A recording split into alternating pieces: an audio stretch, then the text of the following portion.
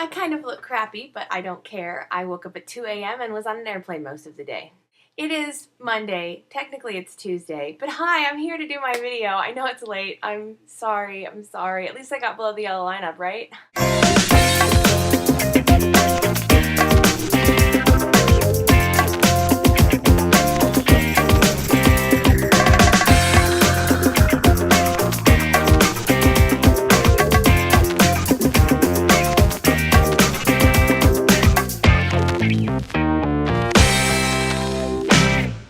This week we decided to do a controversial topic that's sort of been discussed here and there in the weight loss community. The question is, do you believe that food addictions exist? Why or why not?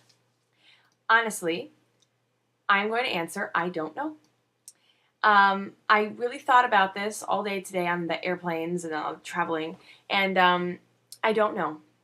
I do not think you can be addicted to food. That's too broad. But I certainly believe that there are chemical properties that you can be addicted to. Obviously, some of that is proven with being addicted to fatty foods because they reduce your stress levels, or being addicted to caffeine because it's a stimulant, and sugar, obviously, with insulin spikes and valleys. You can be addicted to food, physically needing or craving certain substances that are part of food, but to say overall a broad food addiction to me sounds a little naive. I don't know. I haven't really been paying attention to the discussion going on in the weight loss community. Honestly, I just haven't had time to watch videos lately. Not many anyway. But that's my opinion, is that food addictions can be chemical with certain properties of food. But a food addiction as a broad term, like you are addicted to food, doesn't really make sense. And I know that other people are going to talk more about that, so I'll just let that be and allow the rest of the week to go on talking about that. But actually, the first thing I thought of when I heard this topic and I thought, okay, I need to think about it and present something on it, was I actually thought about stress. One of the major ways that I dealt with my food addiction, my need to overeat all the time, which I was doing, was to work on my stress levels. You all notice I go on vacation all the time now, and I work only when I want to, and that's come as a result of a couple years of really working on my career and getting a life around a very low stress level. That's how I sort of operate, and that's been a huge tool for me. When I was talking about a couple weeks ago, I found motivation because I finally got like other parts of my life together. That was a big part of it. I live a very low stress, mellow, drama-free life. At least I try my damnedest. And that really helped me dealing with my addiction to food, my subconscious and sometimes very conscious need to overeat all the time, particularly those foods which I loved so much, like cookies and pizza and cheesecake and pasta and whatever else I would just gorge myself on. Alcohol. And so I thought I would actually hand the mic over to someone who knows a lot more than that, Dr. Joe Marshalla, my father and philosopher who lectures on these sorts of things. His whole lecture is like broken up into small videos you can watch on certain topics. And one he has on the 3 levels of stress. And I have been wanting to share this video with you guys since last fall, and I'm just finally have an opportunity to like do it, and it's going to be perfect. So let's hear what he has to say about stress and how it leads to unconscious addiction. Yeah. So stress. Okay. What we normally call stress, okay, like when we feel it in our body and we're kind of hot, or we got tension in our neck or our throat, or we're feeling somewhere, what we identify as stress is actually the second level of stress. There's a step before that physical ramification, and then a step thereafter. Now, the first level of stress is what we call the walk-away response.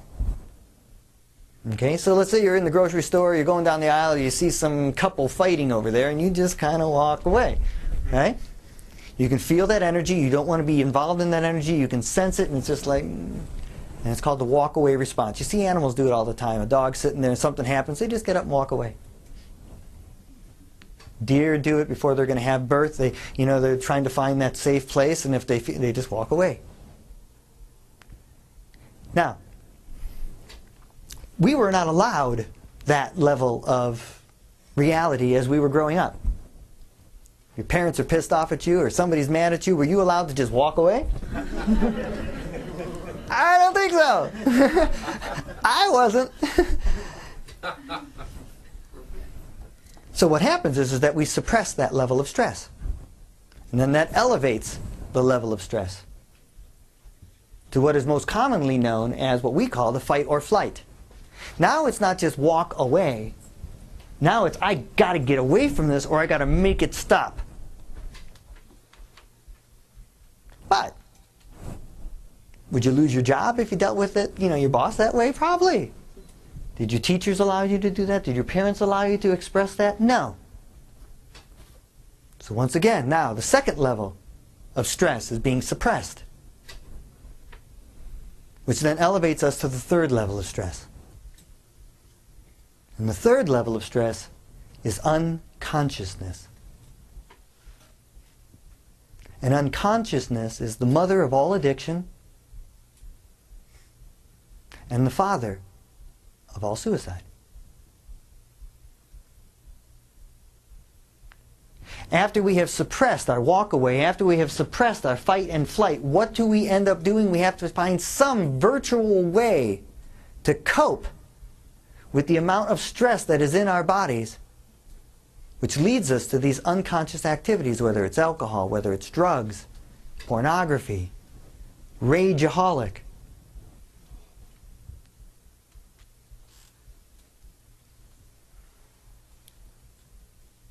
So how do we deal with stress?